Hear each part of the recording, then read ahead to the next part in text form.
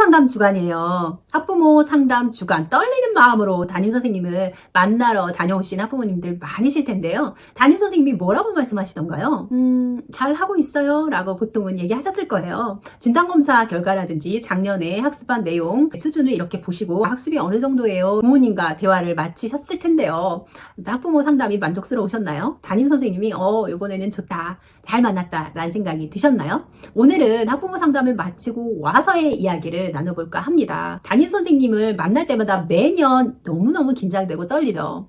제가 교사인데도 저희 아이들 담임 선생님 제발 좋은 부모였으면 좋겠다 라는 기도를 할 정도로 엄마한테는 굉장히 신경이 많이 쓰이는 존재인데요. 엄마만 그럴까요? 담임 선생님들도 마찬가지입니다. 담임 선생님들도요, 아이들이 1년간 잘 지내고 나를 만나서 많이 달라지고 좋아졌으면 하는 바람이 있으세요. 선생님들이 가장 보람있다라고 하는 느끼는 순간이요, 평범했던 아이가 나를 만나서 장족의 발전을 하는 경우입니다. 선생님들이 아이들한테 관심이 없다고 생각할 수 있지만요, 점심시간 교사 식당에 가보면 깜짝 놀라실 거예요. 선생님들의 이야기의 대부분이 아이들 이야기입니다. 수업 시간에 어떤 아이가 어떻게 행동했고 어떻게 하고 있고 라는 이야기를 대부분 나누세요. 그러면 A라는 아이가 있죠. A에 대한 이야기를 하면요, 선생님이요, 이야기를 다 보태시는 거예요. 각 과목의 선생님이 나 그 애 알아, 그 애가 수업 시간에 이렇게 했어 라고 이야기를 하시면요, 어떤 선생님이 내가 도덕 선생님인데 도덕 시간에 그런 예를 들을 때 예를 예시로 들어서 칭찬을 많이 해줘야겠다 라고 하실 정도로 아이들에 대한 정보가 모이고 관심이 모이는 곳이 점심시간입니다. 식사 시간조차도 아이들에 대한 이야기를 굉장히 많이 하시는데요. 담임이라면 더 마찬가지겠죠. 내가 맡은 반의 아이들이 조금이라도 성장하고 발전하기를 바랍니다. 그런 마음으로 학부모를 만났을 텐데요. 학부모 상담에서 선생님한테 저 솔직히 말씀드려도 될까요? 라는 이야기를 들었다면 어떠실 것 같아요? 학부모로서 그런 얘기 너무 불쾌할 것 같아요. 예상도 못했는데 너무 싫을 것 같아요. 물론 개인적으로는 너무 싫은 얘기죠. 하지만 선생님이 솔직히 말씀드린다라고 했을 때 그 부분에 대해서 감사해야 된다는 생각입니다. 선생님들이 흔히 말하는 이야기가 있어요. 상담을 꼭 와야 되는 학부모님은 안 오시고요, 상담을 오지 않아도 되고 잘 지내고 있는 학부모님은 반드시 상담을 오더라. 그래서 잘 지내는 아이가 더 잘 지낼 수밖에 없더라 라고 하시거든요. 학부모 상담을 그 시기를 놓쳐서 만약에 못하신 부모님이 계시다면 이 영상을 보고 담임 선생님을 조금 더 가까이 느끼시고 담임 선생님한테 우리 아이의 이야기를 나눌 수 있는 용기를 얻으셨으면 좋겠습니다. 아이가 학교를 마치고 돌아오면 몇 시쯤 되나요? 아마 일하시는 부모님이라면 더 늦게 만날 거고요. 전업주부님이라고 해도 아이가 3, 4시는 돼야 만날 거예요. 그러고 나서 학원을 간다던가 하면 아이와 보내는 시간이 그렇게 많지는 않습니다. 평일에는 많은 시간을 함께 보내기가 어려운데요. 선생님들은 어떨까요? 선생님은 아침 8시 반 정도가 되면 아이들을 만나서 그 아이가 학교에 있는 2시, 3시까지 아이와 함께 지냅니다. 실제적으로 아이가 사회생활을 하면서 지내는 모습을 많이 보는 것이 선생님이죠. 아이가 초등 고학년만 돼도요, 집에서 생활하는 모습과 학교에서 생활하는 모습이 달라집니다. 그게 자연스러운 거예요. 어릴 때는 안과 밖의 모습이 같지만 아이가 커가면서 사회 안에서 행동하는 모습들이 달라지거든요. 그 모습을 가장 많이 보는 것이 바로 선생님입니다. 선생님이 아이를 가장 객관적으로 볼 수밖에 없거든요. 그런데 선생님이 그 아이에 대해서 솔직히 말씀드려도 될까요? 라고 하면서 엄마가 이야기를 한 것을 반박하면서 그 부분은 이렇게 보시는 게 좋아요 라고 이야기를 하셨다면요, 그 부분을 굉장히 겸허하게 받아들이실 필요가 있습니다. 우리 아이를 미워하는 거 아니야? 우리 아이 찍은 거 아니야?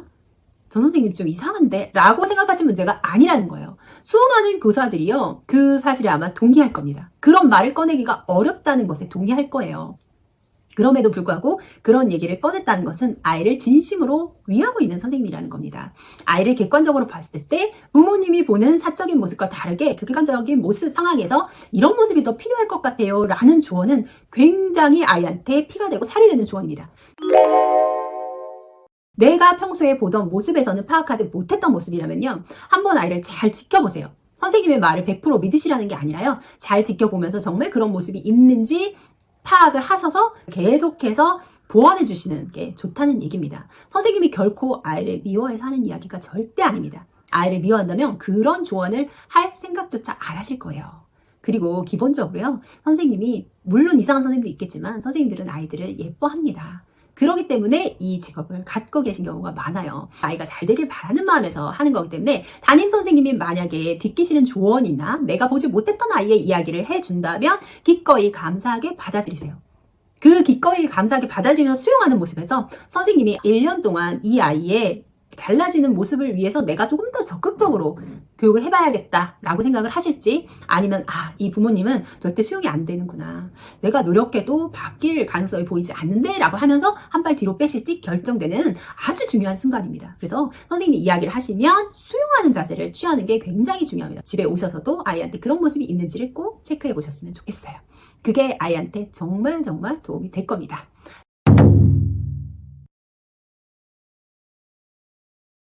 상담을 갔더니 우리 선생님은 진짜 아닌 것 같아, 별로인 것 같아 라는 생각이 들더라도 선생님을 활용하는 거를 1년 동안 놓치지 않으셨으면 좋겠어요. 선생님이 아무리 이상한 부분이 있더라도 교육에 있어서 아이와 많은 시간을 보내는 것은 당연합니다. 이상할수록 더 부모가 관심을 보여줘야 돼요. 선생님한테 어렵더라도 상담을 주간이 아니더라도 따로 신청을 해서 아이에 대해서 묻고 이야기를 나누는 게 좋습니다. 이상한 선생님이라면요, 오히려 더 그렇게 신경 쓰는 엄마의 아이는요, 유심히 지켜보고 신경 쓸 가능성이 높습니다. 관심이 없는 엄마보다도요, 관심이 있는 엄마의 아이한테는 조금 더 관심을 갖고 지켜볼 가능성이 있다는 거죠.